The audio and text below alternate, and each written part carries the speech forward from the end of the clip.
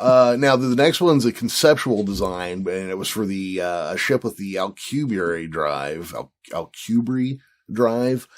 which is a theoretical warp engine, basically, that literally warps space. It expands space behind you and shrinks it in front of you. Yeah. This was the IXS Enterprise. You can find artwork of it. It is kind of Enterprise inspired in that it's got a large disk section up front and then a rear engineering section with 2 ring drives. Yeah. I mean, it kind of has what you might be able to describe as nacelles. Yeah. But it looks like it has 4 of them. So it definitely does look a little different from the Star Trek Enterprise, but I don't think that if you saw this craft in any of the Star Treks, like, I don't think it would look too much out of place in the other ships in the Starfleet inventory. Yeah, I think you'd look at it and think, hey, that fits, that works, yeah. Yeah, it looks pretty similar, yeah.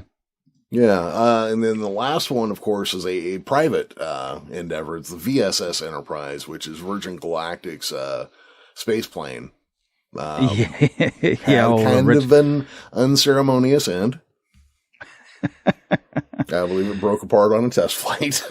Yep. Yeah. It killed the pilot, one of the pilots, and I didn't even know. I didn't know somebody died in it. Yeah. Yeah, that killed the pilot, and the other pilot was injured. Oh man.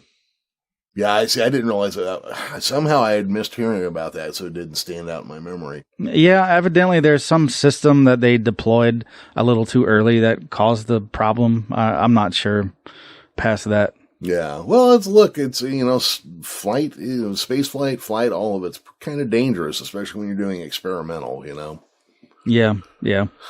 I hate to hear of anybody dying for it, but it unfortunately does seem to be a constant in that sort of thing.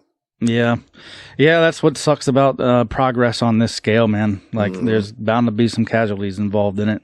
Yeah, it makes you wonder what the Russians covered up during the space race, Oh, I'm sure a lot.